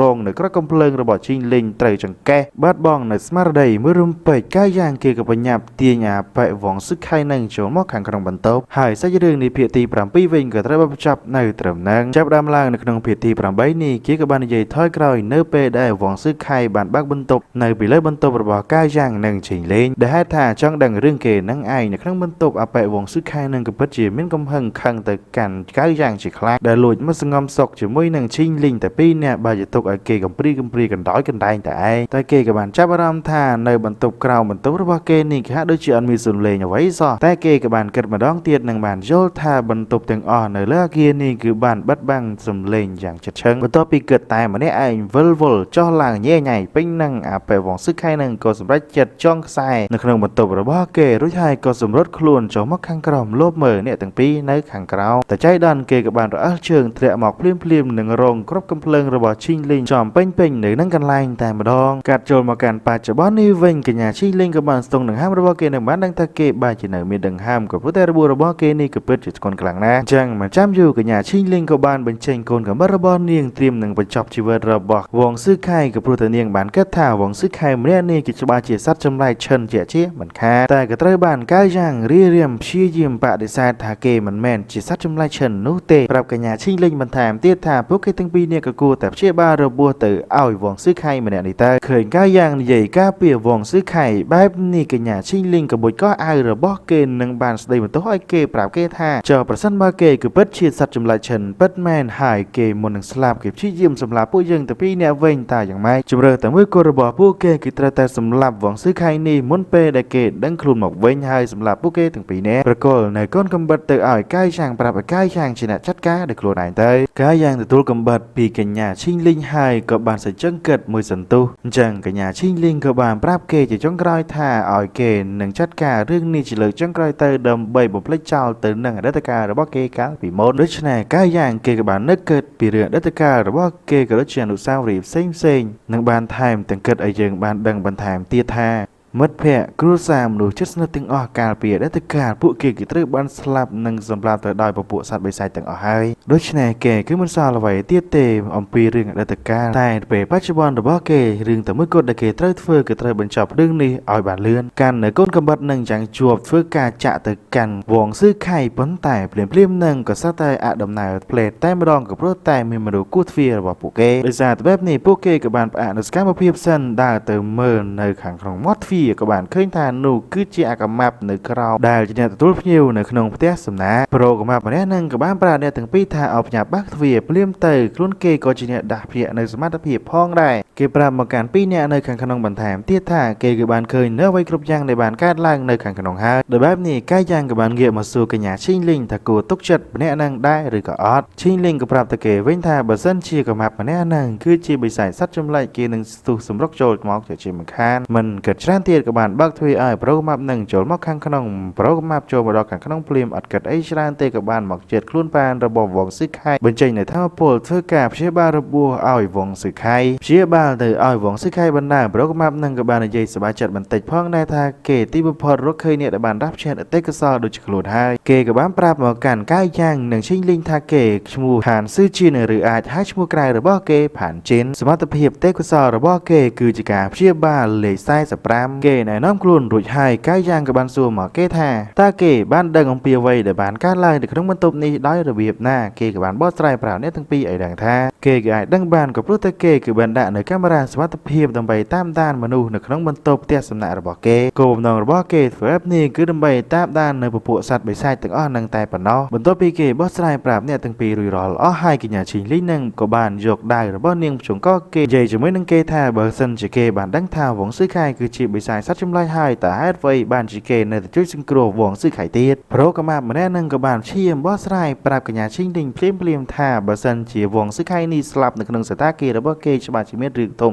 ជាមិនខានហើយគេនេះគឺប្រហែលជាសត្វចម្លែកឈិនម្យ៉ាងវិញទៀតនៅពេលដែលគេដឹងខ្លួនគេនឹងបាត់បង់ការចងចាំទាំងអស់ឈីលីងនាងគឺមិនចង់ខ្វល់ចាស់នោះទេនាងក៏បាននិយាយពួកគេដឹងថាបើគេពិតជាសត្វចម្លែកឈិនពិតមែននាងនឹងសម្លាប់គេតែក៏នៅតែត្រូវបានកាយយ៉ាងព្យាយាមខត់នាងប្រាប់នាងថាឲ្យផាន់ជីនព្យាបាលវងស៊ឺខៃទៅឃើញគេអញ្ចឹងឈីលីងក៏សួរមកគេវិញថាតើគេចិត្តទន់មែនឬទេនៅគិតថាម្នាក់នេះគឺជាមិត្តភក្តិរបស់គេទៀតឬទោះជាឈីលីងនាងនិយាយបែបនេះក៏ដោយក៏កាយយ៉ាងនៅតែព្យាយាមបញ្ចូលប្រាប់នាងថាបើសិនជាវងស៊ឺខៃស្លាប់នៅទីនេះពួកគេមិនរួចខ្លួននោះទេតែនាងនៅតែបដិសេធទៅនឹងការបញ្ចូលរបស់កាយយ៉ាងប្រាប់កាយយ៉ាងទៀតថាបើទោះបីជាម្នាក់នេះគេស្លាប់នៅទីនេះនាងក៏មានវិធីនៅក្នុងការសម្អាតនៅសាកសពផងដែរផ្ទុយទៅវិញបើសិនជាបន្សល់ទុកនៅសត្វបិសាចមួយនេះនៅថ្ងៃនេះច្បាស់ជាមានគ្រោះថ្នាក់ដែលមើលមិនឃើញនៅខាងមុខយៈជាមិនខានមិនចង់និយាយច្រើនទៀតក៏បានស្ទុះទៅចាស់សម្លាប់វងស៊ឺខៃជាលើកចុងក្រោយតែកាយយ៉ាងក៏បានស្ទុះមករៀបរៀងនាងទាន់នឹងបានប្រាប់ឲ្យផាន់ជីនព្យាបាលរបួសវងស៊ឺខៃទៅឲ្យគេជាទប់ទល់ជាមួយនឹងនាងឃើញគេបែបនេះកញ្ញាឈីងលីងក៏បានប្រាប់កាយយ៉ាងថាបើចាំបាច់នាងក៏នឹងសម្លាប់គេដូចគ្នា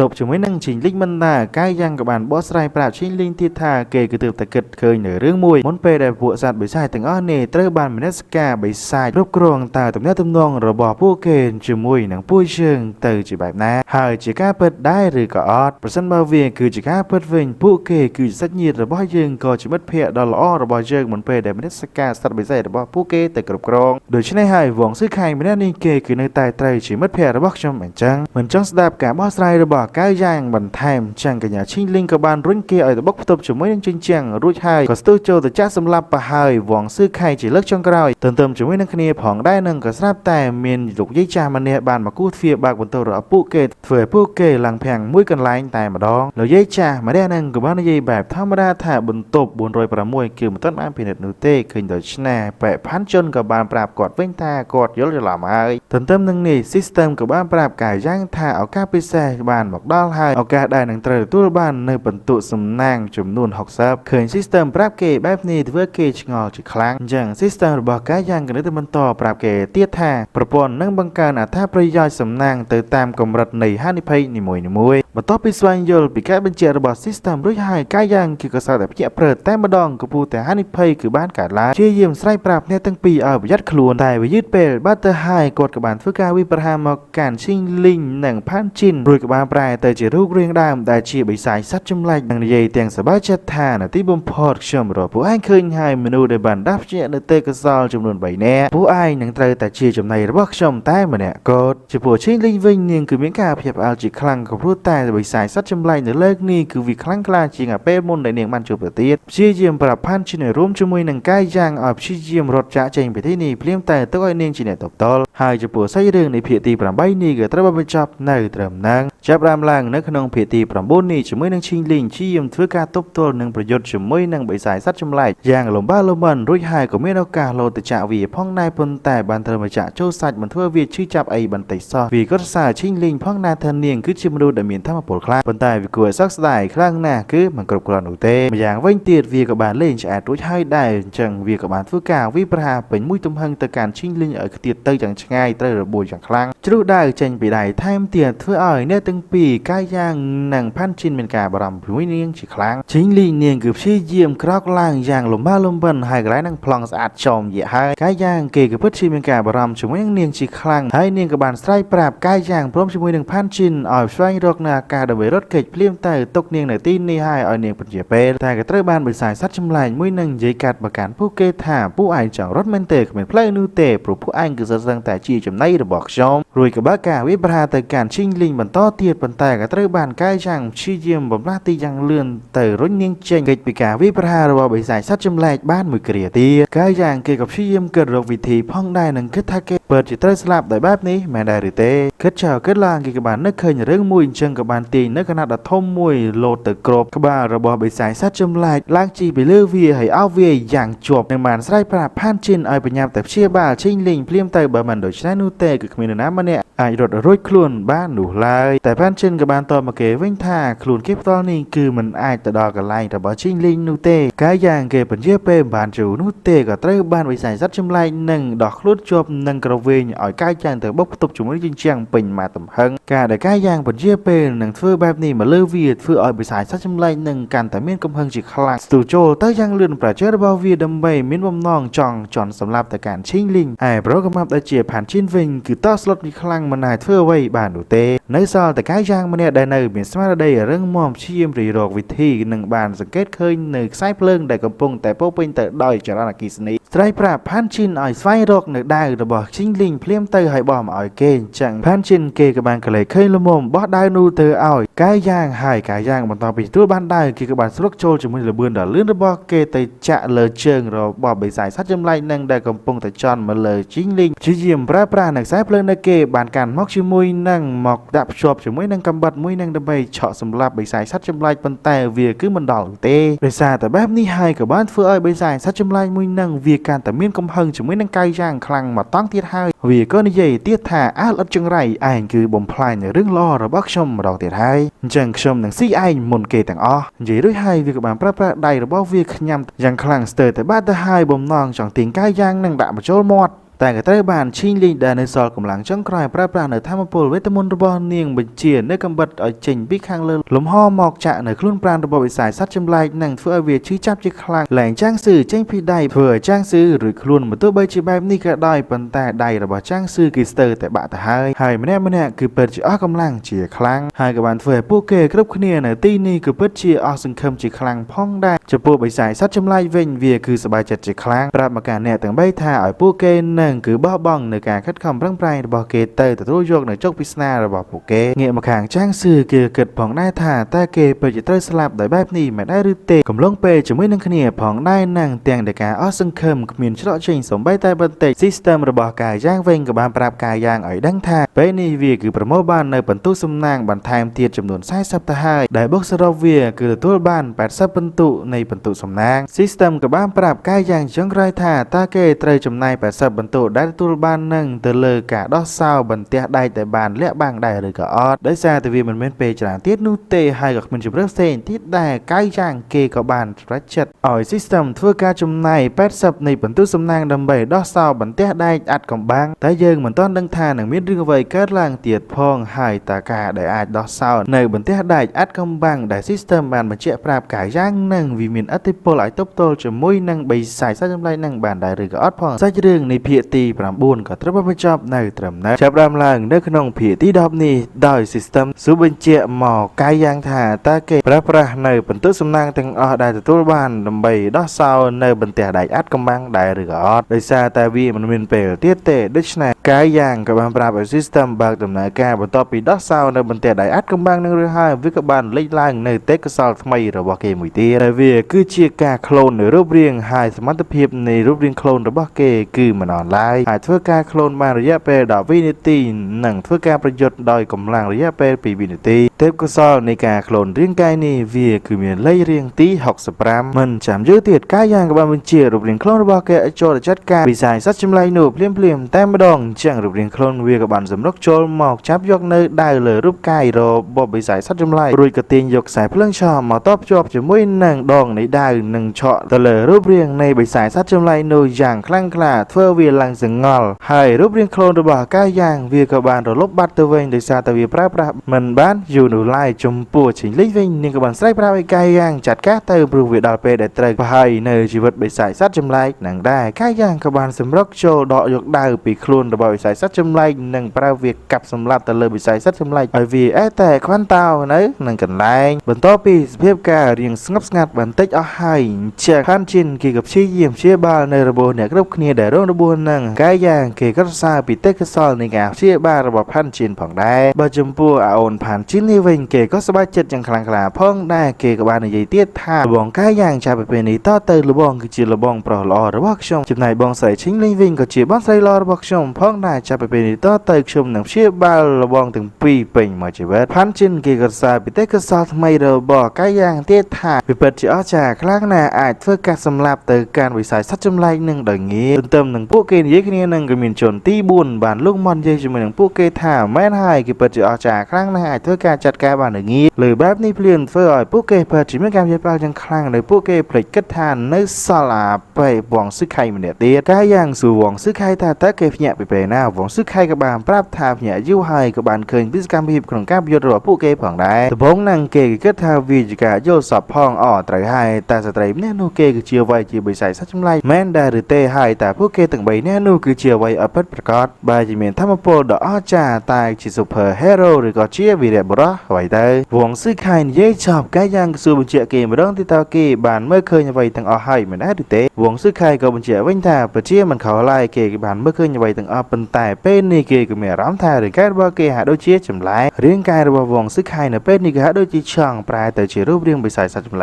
รช่างโดยในพันธินกับบานปราบเนี่ยครบเนี่ยแต่ติ้มคลุนดำใบจัดการกำจัดวงซื้อไข่เตยไปซาแต่แบบนี้เนี่ยครบเนี่ยคือเตรียมดำใบเพื่อการประโยชน์จะไม่น่าวงซื้อไข่เปลี่ยนใต้มาดองใต้จมปลูกกาย่างไว้เกี่ยวกับบานรกนักวิธีได้เพื่อการกระเหาะวงซื้อไข่นั่งถามผู้เกตงอเนี่ยก็สั่งใต้เฉียมมนุษย์ทำไมให้ผู้เกตเพื่อการประโยชน์ต้มโตใต้จะไม่นำผู้ไปใส่สัตว์จำไหลใต้ปนนอกตัวเวนจมปลูกวงซื้อไข่ตัวนี้เกย์คือเชี่ยมนุษย์ปีศาจวงซื้อไข่เกย์คือเจียนเนี่ยจมบ้างมวยขนมจำนำเนี่ยจมบ้างมีเหรียญเนี่ยให้ก็เจียบตราในวิสนาได้มันตอนดับเนี่ยในสมัติเพียบเปิดหรือสมได้ระบบกาย่างเชิงวงซื้อไข่เพียบอาแต่ไม่ดองสู่บนเชี่ยทานแต่ไม่เปิดได้หรืออ่อนเชิงกาย่างกับชี้ยิ่งไปเจาะเตี้ยทางวงซื้อไข่ถ้าไอ้กระทักชมหนังชี้ลินหมอกที่นี่ดำใบแต่บ้าบนตบแต่ปีเนี่ยไม่ได้เตะโดยได้มันเคยเชิงแต่ผู้ยังผู้การประยุทธ์เนี่ยสลับรู้ชุ่มมวยนั่งใบซ้ายสัตว์จำลายหรือกาบอสไลระบบกาย่างแต่แบบในเฟือเอาวงซื้อไข่ชิกว่าแต่ไม่ดองใบมกจังปรับกาย่างทาปรเมียนโจขนมคุกกับฮาร์วาเกเปลี่ยนเรื่องเป็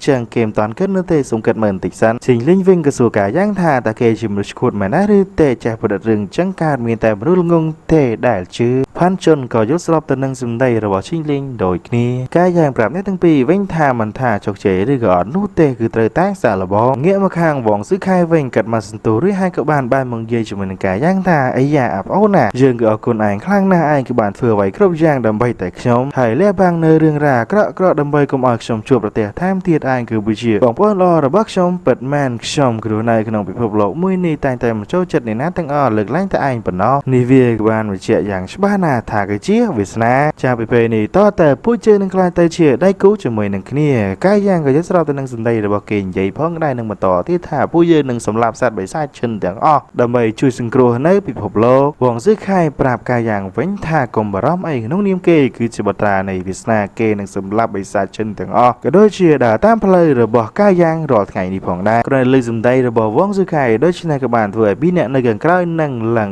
งกับจุบอลแต่มาดองก่อนแต่เรื่องระบบกายยังเปิดลางมองช่างสาเกย์ก็เจอการชิงลิงเนียงกระอูขนมเจ็ดทามันสมันทาวงซื้อไข่มาแน่นี่เกย์คือลงดอลมาหลังลายเงี้ยมาข้างวงซื้อไข่หนึ่งกายย่างเว้นกายย่างกับบ้านปราบวงซื้อไข่ติดได้ทาปูเยิงแต่ก็คืนนี้ก็เตยแต่เถื่อสกัดมาเพียบดอยสมงัดแต่ปนเอาได้คาดกับอ้อยเมียนกาเล็กลือเตยปีพกกลางกลางรู้แต่เมียนใบไซเชิญจิตราหน้าบ้านล้อมปอดหลุดพระบาเกมันดังฐานนั้นในเดเจียใบไซซัดจำไล่เชิญหนูลายได้คาดปูเกถึงอ้อคืนนี้เตยแต่เล็บ บางเปียตัดสัญญาณเปิดระบบบุกเกโดยให้พันชนกบาลสู่เนี่ยรักเนี่ยท่าแต่กูแต่เฟื่อไว้แต่เลยซาซาระบบบิสายซัดจำไล่หนังเต้แต่ใส่ดึงกับบานการมาดอไปบนโต๊ะทหารช่วยนังปลีห้องบานเฟิร์มน้ำหมอกดอลชิงลิงกับบานปราปลีห้องทางเปสกะกรรมคือบ้านปราใจให้แต่ปลีห้องก็ต่อเว้นทางมาในหนูเต้โดยพันชนกับบานใหญ่จงเรียบสู่สุดใดแต่การปลีห้องเองจังเต้ก็ทำแต่ว่าปราบอมปีเต้ก็ซาระบบเกโดยนี้วงสู้ไข่เกี่ยวกับบานเนี่ยมันเต้นังใหญ่สุดได้เรียบสู่แต่การปลีห้องผ่องได้โดยวงสู้ไข่โดยชนในปลีห้องก็สู้หมอกการกายย่างท่าแต่วิมินสวัสดิภาพได้หรือก็อดกายย่างกับบานเจียปราบกดวิ่งท่ามาได้เตวีคือมีสวัสดิภาพบนโต๊ะมักเตียบลิห้องกับบานบางเหมือนซาซาโรใบสายซัดชมไล่หนึ่งบานปราบกระคุเนยดังท่าวีคือจีประเภทใบสายซัดชมไล่เชิญแต่เมียนอติโพลอย่างคลั่งคลาประชันบาวีบานเชียนดอลกายกำนัดในทั้งโพลอย่างคลั่งคลาระบอบวิวินซาซาบได้กดเตยประโมนูคือจีผู้เกยหายหรือการบัญเจระบอบลิห้องด้วยชนะทั่วให้กายย่างเปิดจิมกาบเนี่ยเป้าอย่างคลั่งหายใส่เรื่องวิ่งวีกับบ้านมันจับผ่องได้เจ็บราบลางในขนมพิธีดอกมุ้ยนี่บริหงกับบานประจุปาในกรุ๊ปนี้อมปีประเภทสัตว์จำลายผู้วีคือมีนใบประเภทที่มวยคือประเภทสัตว์จำลายได้สีมนุษย์ที่พีคือจีประเภทสัตว์จำลายสเต็กเคลียนแต่นังสแกสำหรับมนุษย์จิมในแอที่ใบจงใกล้เวงคือจีประเภทสัตว์จำลายได้มีสมาร์ทพีขนมการชื่นนวมนังเตอดอกนิวีในขนมจุ่มหนองผู้วีทั้งใบคือที่ใบนังไฮได้จีประเภทสัตว์จำลายได้กรุณาจึงเกวีมีสมาร์ทพีขนมการชื่นนวมนังเตอดอกนิวีระยะจำง่ายใบกิโลเมตรจงใบกล้วนหรือกดกระสู้มันเจียหมอกพันจินเตี้ยทานเนอไปได้พวกเกตวการยุดนี้จมวยนังบิสายซัดจำลายแต่แนบแสงเตียดบานดังได้หรือก็อดจังผ่านจินกับปราบกฏเว้นท่าอดดังเตะแต่แบบนี้ปริหงกับซุปมันเจียหมอกพันจินเตียดท่าแต่สัปดาห์กิมวินีคือเชื่อระบบเกมาได้หรือก็อดผ่านจินก็ตอบมุกดวิ่งเตียท่าบนของเตะดิซาแต่จังท่ายก่อนจำใบบารามไวชาเตียเตะกับวางปราบในครบนี้ท่าหรือในการท่าในตีนี่คือบังกอล่างดอยกาลิกลิเกียร์เวอร์บังกอเหนือกีเพย์ชับแช่ในสัปดาห์กีระบบพันจินหนังไอแต่แบบนี้พวกเกกับบันจินมากราวให้เปิดจะโดยกดยิงจังแช่ในสัปดาห์กีหนังไอเวอร์พันจินสไปซ์หลอกอีกครั้งพันจินกอโอติดท่าเกกิมันตอนตัวบานในตัวนี้รับรองพ้องนั่งใบจะเตยแช่ในสถานกีแบบนี้แต่กายย่างกับบานปรับเกท่าก็มอยเกีบารมชันเปย์ไอเดรับนารักษาเพรกุ้งมันขวาออกดอกเตะรุ่ยหายพวกเกกระดอเปย์แต่เตยชาเจงตลอดตะการสาลาวิ่งหายโดยชนะชิลิงโอข้ออ้ายกายอย่างแต่ตำรองไปหวังซื้อขายกับตามสู่ปีนั่งท่าตาเมียนมูลทานสมงัดได้หรือก็อดในที่นูเมียนบรรทบเมียนเกรเมียนสเปซเชียกระชีสไตรสอาดได้หรือก็อดกายย่างกับปรับมาเกวิ่งท่าอดเมียนนูเตกรอนตะเกตลอดเตะเกวิ่งแต่สถานะเตะให้บรรทบมอกเตเรียนจะธรรมดานั่งบรรทบไปเชงไปเรียนเกหนึ่งเป็นเปสกะกามเอาวงซื้อขายแบบนี้วงซื้อขายเกเรียนสบายจัดบันติล่างวิ่งเรียนเนี่ยตั้งปีชาเชงหนึ่งสไลด์มาวิ่งเตี้ยท่าโปเกแต่งออกเนี่ยหนึ่งเพื่อการกำจัดตะการปูเกแต่งอ้อนนูดำไปสังเคราะห์ระบบโลกโดยชนะกายย่างก็มีแต่แต่ตามนั้นชิงลิงเนี่ยก็รูบันติผ่องได้ท่าเกเจแต่สไลด์แต่ตามเพลินจังตะการบ่าววิเจแต่แบบนี้เวียชบาเฉียงง่ายหน้ามวยมีนปัญหาจะเฉียมคานกายย่างกับบันปรับเนียงก็มอยเมียนการบารมเปย์ไอกิกรอนดัชก้าเกิดระบบเกแต่ปนอเติมจะไม่ได้คะแนนผ่องได้นางปูเกตั้งปีเนี่ยก็ไม่รำดังอมปีจมหายปีเขียดดอกหลังคลาหนูก็ได้แซ่แต่ว่าตมินปนใส่ระบบกายย่างบ้านมอกดอลแก้ในระบบเนียงกะโดยเจียจำลายพ่องได้หนึ่งทางเต้นเจียจำลายหมอกขันบ้องเปล่าระบบล้วนแถมดีบ้องเปล่าที่บรรพตชมรถคืนบ้องให้ชมกับบ้านปราบเนี่ยครุกเนี่ยรุดหายได้เคยปนใส่ระบบเกแบบนั่งเพลินเกี่ยวกับยับซูปนใส่ระบบเกท่าฮัดไว้บัญชีเนียงในที่นี้จำพวกชิลิงเนียงกับบ้านปราบกายย่างท่าในกับประเทศเชียประเภทใบซัดเชิญได้ปลีห้องบ้านปราบได้เชียประเภทสัตว์ใบซัดได้ชื่อน้ำนั่งตลอดนี้โดยสามันจ่องน้ำตกดอชิลิงมาย่างก็ไตรเฉพาะใส่ระบบเกโดยชนะกายย่างกับบ้านปราบชิลิงรถมุนเตยตกไอเกจีเนี่ยทุบตัวปราจะเกอาทุบตัวบ้านปีใบในตียัยจอนยัยล่างกายย่างก็เรียงกอบันติพ่องได้แต่ฮัดไว้บ้านจีบใส่ระบบเกได้จีบซัดเชิญนั่งมันตอนมันจีรูปเรียงเปิดเตี้ยหรือมือก็เกจะล้อมเตะดังเกณฑ์ยัยตอนชอบห้องบนใส่ระบบเกเตยจีธรรมดาเวงสายท่าอ้อยบงโปรระบบลุ้นได้จีกายย่างท่าฮัดไว้บ้านจีเกเหมือนซ่องซามันปราบดอกเนียงจังมันเติมแต่ปนังทำถึงโจสันท่าเกบักบรรทบจะมวยนั่งเนืองเตี้ยแต่เกอัดแจกว่าเอียนเตแม้ได้หรือเตไปนี่เกก็จับบานพ่อตั้งตัวหนึ่งพระให้มันจำไม่อาการอย่างบ่ใส่ปราบเกเตอัดซอดันเซนเลือดงานระบบเกกับบานเจรุยให้โดยสารแต่จังท่ากายย่างกับบ้านปราบบนใส่ระบบลุ้นท่าเวียมันโดนจากการเกิดระบบเนียงนูเตจำเกณฑ์จีเนหนังบอสสายปราบแต่บนใส่ระบบเกนังอัดขวาจ้านูเตทอดรูปีเนี่ยเกนังให้กับบานปราบท่าเนียงในเมืองหอรูปพีตังอ่อนนังโจตขนมได้ซึ่งกลมนำไปอัดขมาเกมันโดให้อัดสลาเรียนบัดเดินเกจเจงไทม์แต่งอ่อยมาปาระบบเกตังหอกเนียนนั่งเดินเกจเจงปีเตียแถมเตียกายย่างเชิญใจเฉินเทียนจึงกระชอกดอกทุกสามปีใดบนใส่ระบบเกประกอบต่อชิงลิงหลบในรูปพีตังอ่อนนังเจงบนใส่ระบบเกเคยแบบนี้กับพี่เยี่ยมรถตะรามตื่นซา វិញតែបងប្រុសរបស់គេចាក់ក្បាលជាប់តែបងស្រីរបស់គេនឹងនៅតែនិយាយថាកុំព្យាយាមបំបត្តិផុសទាំងអីសោះលុបរួចរាល់អស់ហើយឈីងលីងក៏ប្រកល់ទូរស័ព្ទមកឲ្យកាយ៉ាងវិញប្រាប់កាយ៉ាងថានាងត្រឡប់ទៅកាន់សាលាមុនហើយរឿងរ៉ាវទាំងអស់ដែលនៅទីនេះទុកឲ្យកាយ៉ាងជាអ្នកដោះស្រាយតែកាយ៉ាងគេក៏អូខេទៅតាមនឹងចំពោះបងស្រីរបស់គេវិញនៅតែលោឡាញ៉ៃញ៉ៃពេញនឹងថែមទាំងប្រាប់ទៀតថាទោះបីជាលុបផុសតាំងចោលក៏ដោយនាងនឹងព្យាយាមផ្សព្វផ្សាយនៅរឿងកខ្វក់របស់គេឲ្យតតែបានទោះបីជាមានអ្វីមកសោកប៉ាន់ក៏នាងអត់ខ្វល់ដែរបើទោះបីជាយ៉ាងនេះក្តីនៅចុងក្រោយកាយយ៉ាងក៏បានទិញនឹងចំណីជាច្រើនមកលួងនាងប្រាប់ឲ្យនាងបិទមាត់កុំនិយាយទៅប៉ែទៀតហើយក៏ព្យាយាមបោះស្រាយប្រាប់នាងដដែលដែរតែបងស្រីរបស់គេដែលមានឈ្មោះថាកៅស៊ីននេះនៅតែរៀងចរកូនពៅដដែលណាដោយសារតែបែបហ្នឹងកាយយ៉ាងក៏បានអង្អាក្បាលនាងនឹងបានបោះស្រាយប្រាប់នាងថារវាងគេរួមជាមួយនឹងឈីងលីងវាគ្រាន់តែជាមិត្តភាពដ៏បរិសុទ្ធមួយប៉ុណ្ណោះហើយឃើញគេចូលក្នុងបន្ទប់ក្នុងសថាគារនឹងដេកអស់មកយកពិតមែនពួកគេទាំងពីរនេះមិនបានធ្វើស្អីគ្នានោះឡើយគ្រាន់តែពួកគេធ្វើតែប្រឡងជាមួយនឹងគ្នាដើម្បីទទួលបានពិន្ទុច្រើននៅពេលដែលប្រឡងប៉ុណ្ណោះទោះជាមានការបោះស្រាយរបស់កាយយ៉ាងបែបនេះតែបងអូនស្រីរបស់គេនឹងនៅតែមិនជឿនឹងនិយាយទៀតថាកុំមកកុហកក្មេងស្រីអាយុ3ឆ្នាំដូចជានាងអីវាមិនដែលអ្នកណាទៅធ្វើតែខ្សែសិក្សានៅបន្ទប់សន្តាគារនោះទេកាយយ៉ាងក៏បានបោះស្រាយប្រាប់នាងបន្តទៀតថានោះក៏ដោយសារតែនៅលើអ៊ីនធឺណិតវារឿងញ៉ៃញ៉ៃខ្លាំងពេកមិនអាចផ្ដោតទៅលើការស្វែងយល់ទៀតដោយសារតែបោះស្រាយម្លឹងទៅហើយទៅធ្វើឲ្យកូនពៅដែលជាបងស្រីរបស់កាយយ៉ាងនឹងព្រមជឿបោះស្រាយចុះឡើង